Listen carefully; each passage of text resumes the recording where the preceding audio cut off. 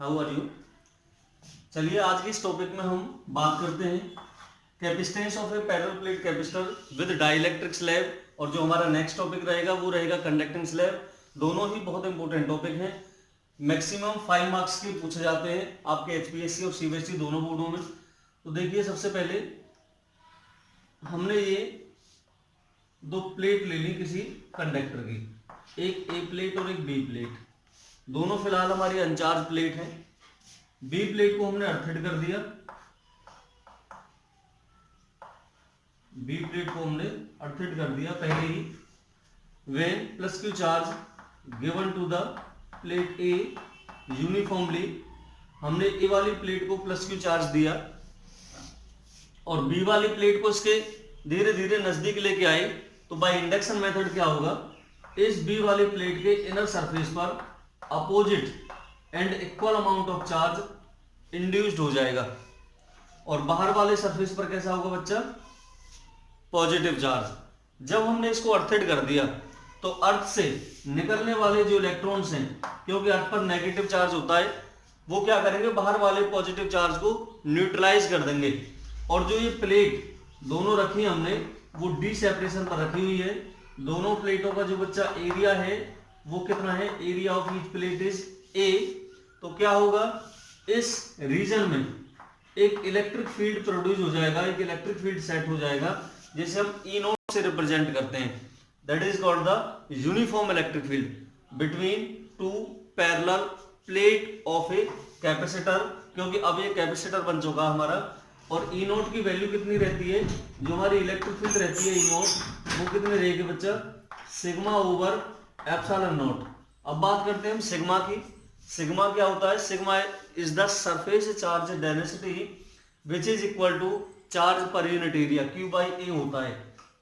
ये तो बात की हमने किसकी, कैपेसिटर की। तो यहां लिखेंगे हम the capacitance of A parallel plate capacitor having area, area कितना उसका बच्चा, ए, एंड डिस्टेंस कितनी है दोनों प्लेटों की, डिस्टेंस डी अपार्ट। जब डिस्टेंस डी है तो उसका कैपेसिटेंस कितना होगा बच्चा, सी होगा, या सी नोट कह सकते हैं। सी नोट कितना होगा, एप्सिलॉन नोट ए अपॉन डी।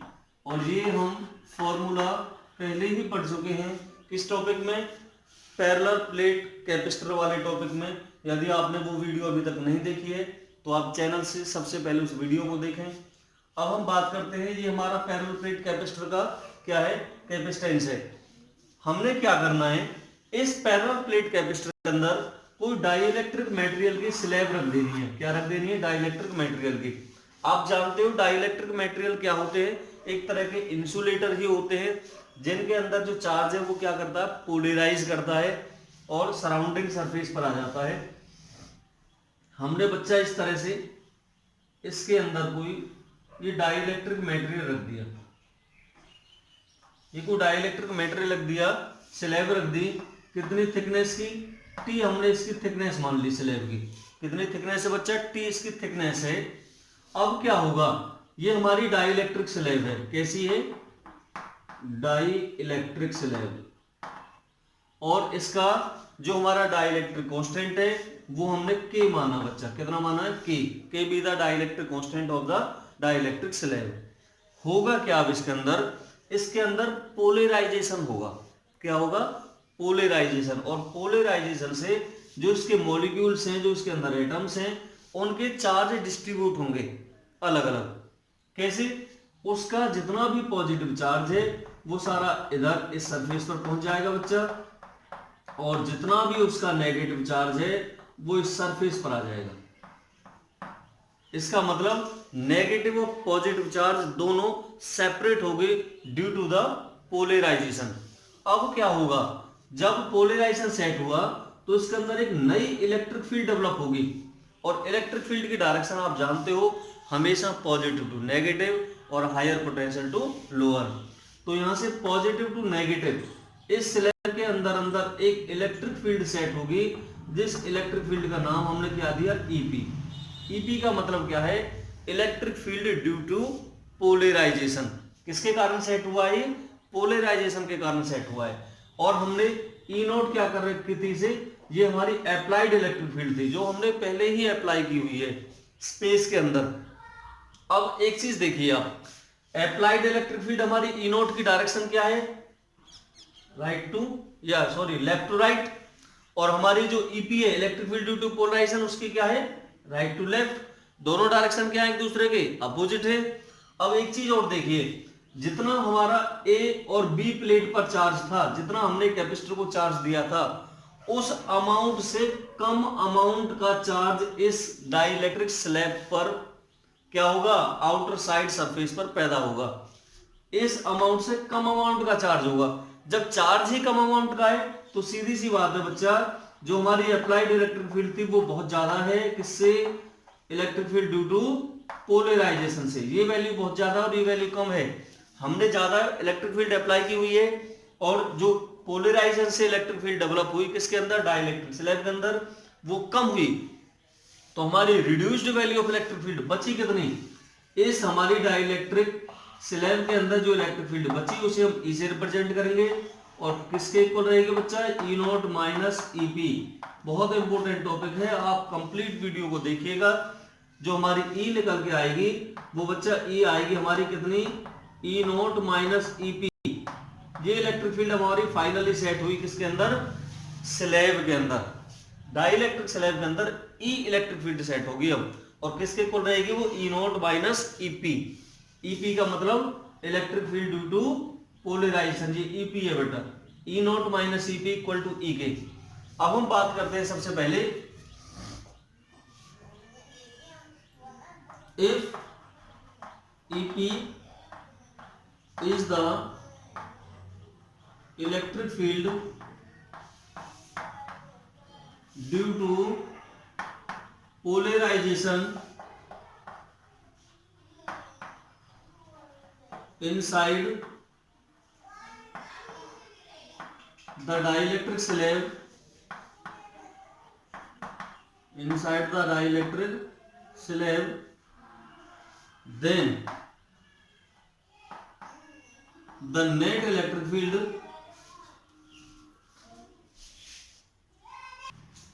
तो बच्चा हमारी जो नेट इलेक्ट्रिक फील्ड रहेगी वो कितनी रहेगी, E is equal to E naught minus EP. ये हमारी नेट इलेक्ट्रिक फील्ड है। एक बार मैं कैमरा को चेक कर लेता हूं, हाँ बी कंटिन्यू चला हुआ है। हमारी कितनी आ गई बच्चा, E equal to E naught minus EP. इतनी इलेक्ट्रिक फील्ड हमारी नेट इलेक्ट्रिक फील्ड बची हुई है किसके अंदर, स्लैब के अंदर। अब देखिए जो हमारा स्पेस है, अब स्पेस कितना बचा, टोटल कितनी थी डिस्टेंस, डी। डी के अंदर हमने टी थिकनेस की क्या रख दी, स्लैब रख दी। आप जानते हो हमेशा जो डी है वो ग्रेटर देन टी है, टी से तो बहुत बड़ा है डी। तो हमारा जो स्पेस कितना बचा जिसके अंदर हमारी applied electric field E not लगी हुई है, वो स्पेस बचा बच्चा डी माइनस टी। कितना बचा, ये जो स्पेस बचा है हमारा, ये कितना बचा है, डी माइनस टी। तो डी माइनस टी स्पेस है, इलेक्ट्रिक फील्ड कितनी है, ई नॉट। अब आ जाओ स्लैब के अंदर, स्लैब के अंदर कितनी इलेक्ट्रिक फील्ड है, ई, केवल ई, और स्पेस कितना है इसका, टी। तो हम सबसे पहले पोटेंशियल निकालेंगे दोनों का। क्या करेंगे, इलेक्ट्रिक पोटेंशियल, ये नेट इलेक्ट्रिक पोटेंशियल निकाल दो। नेट इलेक्ट्रिक पोटेंशियल कितना रहेगा हमारा, जो इलेक्ट्रिक पोटेंशियल है वो एक तो निकाल दो स्पेस का इलेक्ट्रिक पोटेंशियल खाली जगह का, और एक निकाल दो इसका स्लैब का, और दोनों को क्या कर दो सम। दोनों को जैसे जोड़ेंगे तो नेट इलेक्ट्रिक पोटेंशियल आ जाएगा हमारा। तो पहले क्या करेंगे, ये देखिए पोटेंशियल का फार्मूला हम जानते हैं, potential equal to electric field into distance. ये फार्मूला होता है, पोटेंशियल क्या होता है, electric field into distance. Electric field gradient of electric potential से निकालते हैं तो V अपॉन डी होगा, लेकिन पोटेंशियल इलेक्ट्रिक फील्ड गुना डिस्टेंस। तो इलेक्ट्रिक फील्ड पहले स्पेस का देखो कितना है, ई नॉट, तो ई नॉट लिख दिया हमने। स्पेस का डिस्टेंस कितना बचा, डी माइनस टी। बच्चा डी माइनस टी क्या आ गया इसका डिस्टेंस, प्लस अब स्लैब के अंदर देखो कितना इलेक्ट्रिक फील्ड है, ई है, और इनटू स्पेस कितना है इसका टी है, तो ई इंटू टी। ये तो हमारा पोटेंशियल है स्लैब का, और ये हमारा पोटेंशियल है स्पेस का, खाली जगह का, जिसके अंदर वैक्यूम यानी कि कोई एयर भी कह सकते हैं हम, एयर भरी हुई है या कोई वैक्यूम, कोई भी मीडियम नहीं है। हमें क्या करना है इसमें बच्चा, हम जानते हैं डाइलेक्ट्रिक कांस्टेंट के, विच इज इक्वल टू, किसके इक्वल होता है, सॉरी डाइलेक्ट्रिक कांस्टेंट को कैसे रिप्रेजेंट करते हैं, किसके इक्वल होता है, इलेक्ट्रिक फील्ड ई नॉट यानी कि in space to the electric field in medium. Space में इलेक्ट्रिक फील्ड ई नॉट है, देख लो, और मीडियम में इलेक्ट्रिक फील्ड ई है हमारी। इन दोनों का जो रेशियो है वो के रहेगा, के इज द डाइलेक्ट्रिक कांस्टेंट। यदि मैं यहां से ई निकालूं बच्चा, तो के क्या हो जाएगा, इसके नीचे पहुंच जाएगा, ई नॉट अपॉन के हो जाएगा। कोई दिक्कत यहां तक? हमने ई की वैल्यू यहां से उठा करके यहां सब्स्टिट्यूट कर देंगे, तो कितना होगा ये, जो हमारी नेट इलेक्ट्रिक फील्ड आएगी बच्चा, वो ई चल रही थी हमारी नेट इलेक्ट्रिक, सॉरी पोटेंशियल कितना था हमारा, वी चल रहा था, इलेक्ट्रिक पोटेंशियल को हम वी से रिप्रेजेंट करते हैं, कितना है हमारा, E naught into D minus T plus, अब ई की वैल्यू हमें कितनी पुट करनी है बच्चा, ई नॉट अपॉन के इंटू टी। हमें क्या करना है, यहाँ से भी इक्वल टू ई नॉट को हम कॉमन ले लेंगे बाहर, कॉमन लेने के बाद अंदर क्या बचा, D minus T plus T upon के, ये हमारी किसकी वैल्यू आ गई, वी की। अब इसको और करके वी इक्वल टू, अब ई नॉट की भी वैल्यू सब्स्टिट्यूट करो, E naught is the applied electric field, और जो किसके इक्वल थी हमारी बच्चा, ई नॉट थी हमारी सिग्मा अपॉन एप्सिलॉन नॉट के इक्वल, किसके इक्वल थी, सिग्मा ओवर एप्सिलॉन नॉट, अंदर कितना हमारा D minus T plus T upon के। अब हम जानते हैं बच्चा, जो क्यू है, सॉरी सिग्मा है, sigma be the surface charge density, और सिग्मा किसके इक्वल होता है, सरफेस चार्ज डेंसिटी होती है हमारी चार्ज पर यूनिट एरिया, किसके इक्वल होगी, चार्ज पर यूनिट एरिया के। तो यहां से सिग्मा की भी वैल्यू रखेंगे हम, पोटेंशियल कितना आ जाएगा बच्चा हमारा, क्यू ओवर ए आएगा नीचे, और एप्सिलॉन नॉट है, तो एप्सिलॉन नॉट ए, और इनटू कितना आ गया हमारा यहां से D minus T plus T upon के। यहां तक यदि आपको कोई प्रॉब्लम हो तो आप एक बार दोबारा से इस टॉपिक को देखिए स्टार्टिंग से, पहली इक्वेशन, सेकंड इक्वेशन। ये हमारी कैपेसिटेंस हमने पहले प्लेट कैपेसिटर के लिए है। हमने क्या करना है, जो ई नॉट थी वो हमने अप्लाई की हुई है इलेक्ट्रिक फील्ड, ईपी पोलराइजेशन से डेवलप हुई, इसके अंदर नेट इलेक्ट्रिक फील्ड कितनी आई, ई नॉट में से ईपी कट जाएगा तो ये आ गया नेट इलेक्ट्रिक फील्ड, किसके अंदर, स्लैब के अंदर। स्लैब की थिकनेस कितनी है, टी, स्पेस में कितना जगह बचा हमारा, देखो डी माइनस टी बच जाएगा, तो ये तो स्पेस का पोटेंशियल हो गया, ये हो गया हमारा स्लैब का पोटेंशियल, दोनों को यदि हम ऐड करते हैं तो नेट पोटेंशियल आ जाए, v equal to E naught D minus T. E की हमने वैल्यू रख दी किससे, डाइलेक्ट्रिक कांस्टेंट से, ई नॉट अपॉन के, ये k equal to E naught upon E निकालेंगे यहाँ से, E naught upon K value put कर दी, ई नॉट यहाँ से कॉमन ले लिया, D minus T plus T upon K. हमने क्या किया है, ई नॉट को भी दोबारा से चेंज किया है, इलेक्ट्रिक फील्ड क्या होती है हमारी, सिग्मा अपॉन एप्सिलॉन नॉट, फिर हमने सिग्मा की वैल्यू रखी है क्यू अपॉन ए, चार्ज पर यूनिट एरिया, ये हमारी इक्वेशन बन गई है। अब हमें क्या करना है, कैपेसिटेंस का फॉर्मूला लगाना है, वी नो दैट, इसे आप एक बार स्क्रीनशॉट ले लो इसका बच्चा, यहां से हमें निकालना capacitance, we know that capacitance of a capacitor, capacitance of a capacitor कितना होगा, C equal to Q over V. हमें क्या करना, जो V की वैल्यू हमने फाइंड आउट की है उसे यहाँ ला करके रख दो थर्ड इक्वेशन में, तो C कितना होगा, Q over the value of V is कितनी है, V की वैल्यू बच्चा Q upon epsilon naught A, और ये जो वैल्यू है ये हमारी कहाँ जाएगी, यहाँ रह जाएगी एक तरह से नीचे, कितनी वैल्यू हमारी, D minus T plus T upon के, ये जो अपॉन की वैल्यू है ये ऊपर जाएगी, Q से Q कैंसिल हो जाएगा, C equal to epsilon naught A upon कितनी वैल्यू आई नीचे, D minus T plus T upon के।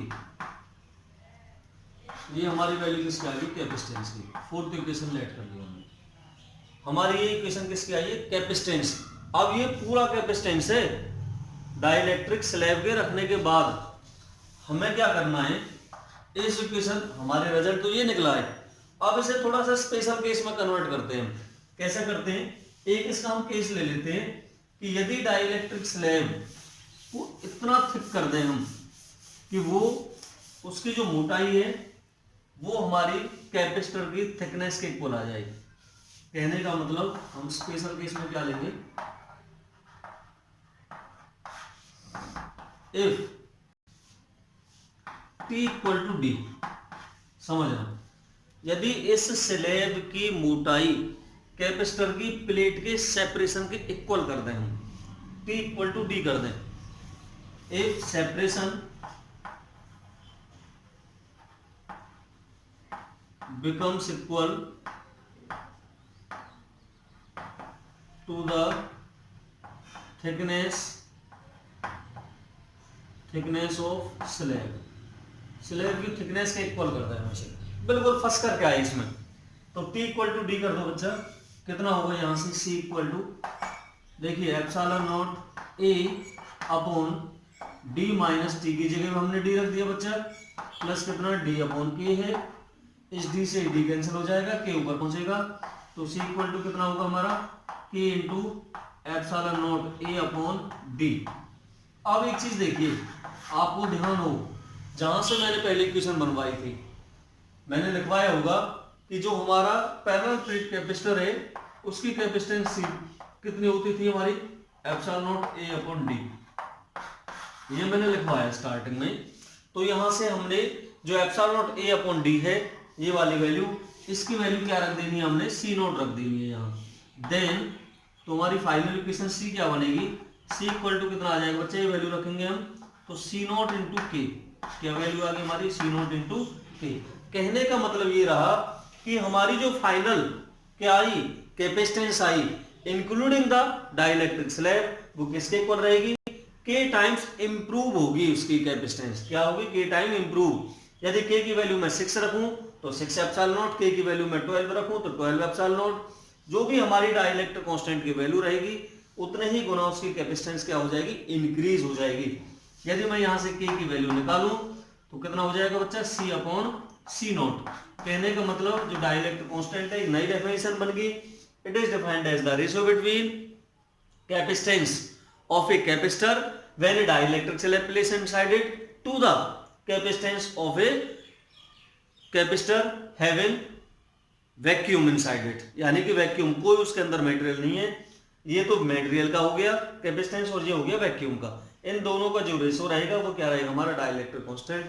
जो हमारा नेक्स्ट टॉपिक रहेगा वो रहेगा कंडक्टिंग स्लैब वाला, बहुत इंपॉर्टेंट है, कंटिन्यू दोनों टॉपिकों को आप देखिएगा। तो बच्चा हमारा जो नेक्स्ट टॉपिक रहेगा वो है capacitance of A parallel plate capacitor with conducting slab.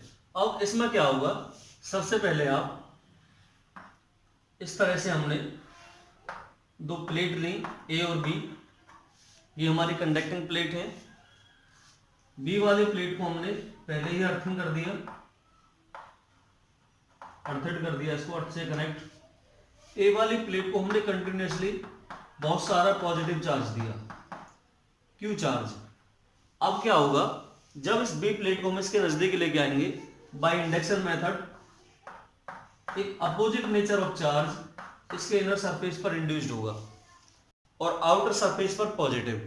जब इसको हम अर्थेड कर देंगे तो अर्थ से निकलने वाले जो इलेक्ट्रॉन्स हैं यानी कि नेगेटिव चार्ज, वो आउटर सरफेस को क्या कर देंगे, न्यूट्रलाइज कर देंगे पॉजिटिव चार्ज को। इसके अंदर बच्चा एक इलेक्ट्रिक फील्ड डेवलप होगी जिसे हम ई नोट कहते हैं, that is the applied electric field. ये क्या रहेगा हमारा, अप्लाइड इलेक्ट्रिक फील्ड। इतनी इलेक्ट्रिक फील्ड इसके अंदर क्या हुई है, डेवलप होगी। और हम जानते हैं ये जो अप्लाइड इलेक्ट्रिक फील्ड है ये बच्चा किसके इक्वल रहती है, E naught equal to sigma upon epsilon naught. हमने क्या करना है, अब इसके अंदर फिलहाल हमने इसकी जो सेपरेशन है वो डी माना हुआ है कैपेसिटर का, और इसका जो एरिया है प्लेटों का एरिया ऑफ क्रॉस सेक्शन वो ए माना हुआ है। तो इसकी जो कैपेसिटेंस आएगी वो कितनी आएगी, यहां लिखेंगे हम the capacitance of A parallel plate capacitor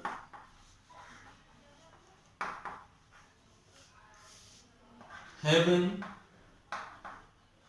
area A and distance कितनी है बच्चा प्लेटों की, डिस्टेंस डी कितनी होगी कैपेसिटेंस इसकी, सी इक्वल टू सी नोट मान लेते हैं हम, एप्सिलॉन नोट ए ओवर डी, ये इसकी कैपेसिटेंस होगी पैरेलल प्लेट कैपेसिटर की, फर्स्ट इक्वेशन मान ली। बच्चा इसके अंदर इलेक्ट्रिक फील्ड कितनी प्रोड्यूस हुई है, हम जानते हैं इलेक्ट्रिक फील्ड है इसके अंदर E naught sigma over epsilon naught, और आप जानते हो सिग्मा भी, सिग्मा क्या होता है हमारा surface charge density which is equal to charge per unit area, ये भी आप अच्छे ढंग से जानते हो। अब हमने क्या किया, इसके अंदर एक हमने कंडक्टिंग स्लैब रख दी, कंडक्टिंग स्लैब का मतलब कोई मेटल कंडक्टर रख दिया। क्या होगा, कंडक्टर के अंदर इतने सारे फ्री इलेक्ट्रॉन्स होते हैं कि वो क्या करेंगे, इसके अंदर किसी भी तरह का चार्ज गैदर नहीं होने देंगे, और जो नेट इलेक्ट्रिक फील्ड आ जाएगी इसके अंदर वो कितनी आएगी, जीरो। किसके वजह से, मेटल की वजह से, बहुत सारे फ्री इलेक्ट्रॉनों की वजह से इसके अंदर कोई भी इलेक्ट्रिक फील्ड प्रोड्यूस नहीं हो पाएगी, क्योंकि चार्ज ही सेट नहीं होगा, सेट नहीं होगा तो इलेक्ट्रिक फील्ड सेट नहीं होगी, इलेक्ट्रिक फील्ड क्या रहेगी, जीरो। ये हमने जो थिकनेस मानी है इसकी वो बच्चा टी मानी है, किसकी, ये हमने रखी है इसके अंदर कंडक्टिंग स्लैब, क्या रखी है ये रखी बच्चा हमने इसके अंदर कंडक्टिंग स्लैब। अब हमें क्या करना है, दोनों का वही पोटेंशियल निकालना है। पहले तो स्पेस का पोटेंशियल निकालो, इस वाले का पोटेंशियल क्या रहता है, इलेक्ट्रिक फील्ड गुना उसकी डिस्टेंस, फिर इसका पोटेंशियल निकालेंगे इलेक्ट्रिक फील्ड गुना उसकी डिस्टेंस। तो स्पेस में कितना जगह बचा भाई, टोटल थी डी, डी में हमने टी स्पेस का क्या रख दिया, टी थिकनेस का एक कंडक्टिंग स्लैब रख दिया, तो कितना हमारा स्पेस बचा, डी माइनस टी बचा। तो यहां से क्या लिखेंगे, द नेट इलेक्ट्रिक पोटेंशियल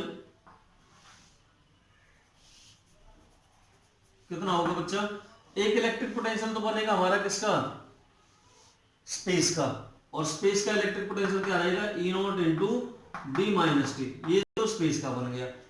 अब स्लैब का देखो, स्लैब में अंदर electric field E into distance कितनी है, टी, वही फॉर्मूला हमारा पहला ही, potential equal to E naught into D minus T. अब इसमें देखिए स्लैब के अंदर ई की वैल्यू कितनी है हमारी, जीरो, जीरो इंटू टी, यानी कि ये टर्म जीरो हो जानी हमारी, क्या होगा v इक्वल टू, अब ई नोट इलेक्ट्रिक फील्ड की वैल्यू देखना बच्चा, sigma upon epsilon naught into D minus T, plus क्या है जीरो, इसको हम लिखेंगे नहीं आगे, v इक्वल टू, अब sigma be the surface charge density which is equal to charge per unit area, value रख दो यहां से, q upon a epsilon naught into कितना हमारा d माइनस टी, हमने इसको क्या मान लिया, इक्वेशन नंबर सेकंड मान लिया। Now capacitance of a capacitor या principle of capacitor, principle of capacitor कितना होगा बच्चा, C equal to Q over A, हमारा ये क्यू ओवर बी, ये हमारा फार्मूला रहता है।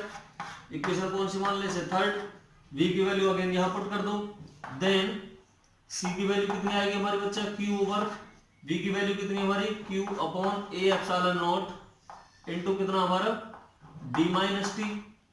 देखिए अब Q से ये Q कैंसिल हो जाएगा, A एप्सिलॉन नॉट ऊपर जाएगा, तो C इक्वल टू कितना हो जाएगा, A epsilon not upon D minus T. यहां से क्या करना बच्चा हमें, आप चाहो तो इसे और थोड़ा सा आगे बढ़ा लो, इस तरह भी ले सकते हैं इसे हम, कि C equal to epsilon naught A upon, यदि मैं इसमें से बच्चा D कॉमन ले लूं, D माइनस टी में से, तो देखो जब D कंप्लीट ही बाहर जाएगा तो 1 बचेगा अंदर। अब T में D तो है नहीं, जब हम इसमें से कॉमन लेंगे D तो अपॉन में आ जाएगा, डिवाइड में आ जाएगा। अब देखिए epsilon naught A upon D हम किसके इक्वल जानते हैं, यहां से देखिए epsilon naught A over D, मैं लिख चुका हूं epsilon naught A over D हमारा C नॉट के इक्वल होता है। इसका मतलब जो C आएगा वो आ जाएगा हमारा C not upon 1 minus T upon D, 1 minus T upon D, ये हमारी किसकी वैल्यू आ गई, C की। C equal to C not upon 1 minus T upon D। हमें क्या करना है, इसका स्पेशल केस लेना है कि जब हमारा क्या हो, ये जो कंडक्टिंग स्लैब हो वो इतनी बड़ी हो जाए कि स्लैब की थिकनेस के इक्वल हो जाए, उस कंडीशन में क्या होगा, तो मैं यही बता देता हूं थोड़ा साइड से टेस्ट करके से। आप इसका स्क्रीनशॉट लेना चाहें तो वो भी ले सकते हैं। तो यहां से क्या करेंगे बच्चा, स्पेशल केस ले लेते हैं इसका।